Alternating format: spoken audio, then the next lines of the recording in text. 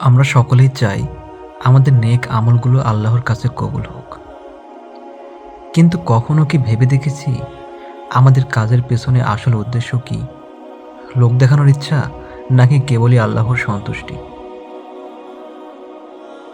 শহরের কোলাহল থেকে দূরে এক ছোট মাদ্রাসায় একজন বৃদ্ধ ওস্তাদ ছিলেন। তার পড়ানোর ধরন ছিল খুব অদ্ভুত। একদিন তিনি তার 5 জন ছাত্রকে ডেকে প্রত্যেকের হাতে একটি করে মাটির পাত্র দিলেন। তারপর ওস্তাদ বললেন, আগামী 7 দিন তোমরা এই পাত্রটি সাথে রাখবে। যেখানে যাও, যাই করো, পাত্রটি যেন তোমার চোখের সামনে থাকে।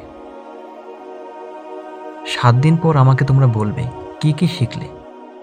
ছেলেরা ওস্তাদের কথা শুনে অবাক হয়ে গেল, কারণ পাত্রটি ছিল খালি, সেখানে বিশেষ কিছুই ছিল না। 7 দিন পর তারা ফিরে এলো। তারপর তারা একে একে ওস্তাদের সামনে বলতে লাগলো। প্রথম ছাত্র বললেন, হুজুর, আমি বুঝেছি আমাদের আমলনামা এই পাত্রের মতো, যা সবসময় খালি থাকে এবং আমাদের তা পূর্ণ করতে হয়। দ্বিতীয় ছাত্র বললেন, আমি শিখেছি ইবাদতের সময় মন যেন এই পাত্রের মতো স্থির থাকে। ওস্তাদ হাসলেন, কিন্তু কিছু বললেন না। তারপর শেষে দাঁড়ানো সবচাইতে শান্ত ছেলেটির পাত্র অন্য সবার চাইতে পরিষ্কার দেখাচ্ছিল। ওস্তাদ জিজ্ঞেস করলেন, তুমি কি শিখলে? তখন তৃতীয় ছাত্রটি মাথা নিচু করে বললেন, ওস্তাদজি, আমি লক্ষ্য করলাম যখনই আমি মানুষের সামনে কোনো ভালো কাজ করছিলাম, আমার মনে হচ্ছিল পাত্রটি খুব সুন্দর দেখাচ্ছে। কিন্তু যখন আমি একা থাকতাম এবং কোনো ছোট ভুল করতাম, তখন মনে হতো সেখানে একটি অদৃশ্য ফাটল ধরেছে। ওস্তাদ শুনলেন, কিন্তু এবারও কিছু বললেন না। এরপর চতুর্থ ছাত্রটি বলল, আমি সবচাইতে বড় যে শিক্ষাটা পেয়েছি সেটা হলো, মানুষ যখন আমাকে পাত্রটি হাতে হাঁটতে দেখছিল, তারা ভাবছিল আমি খুব বড় কোনো দায়িত্ব পালন করছি। তারা আমাকে সম্মান দিচ্ছিল, কিন্তু আমি জানতাম পাত্রটি আসলে খালি।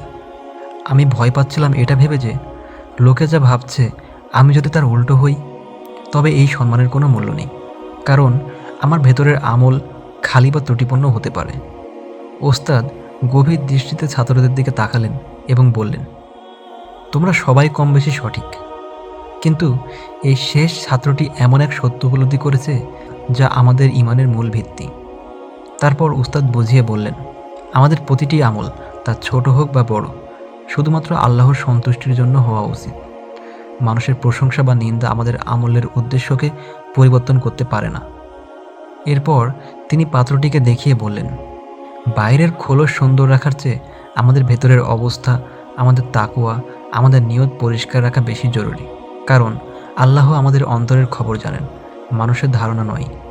অদৃশ্য আমলনামার কারিগর আমরা নিজেরাই। সুতরাং আমাদের প্রতিটি আমল এমনভাবে করা উচিত যেন আমরা নিজেরাই আমাদের অদৃশ্য আমলনামার কারিগর হতে পারি, এবং যা কেবল আল্লাহর কাছেই প্রকাশিত হবে।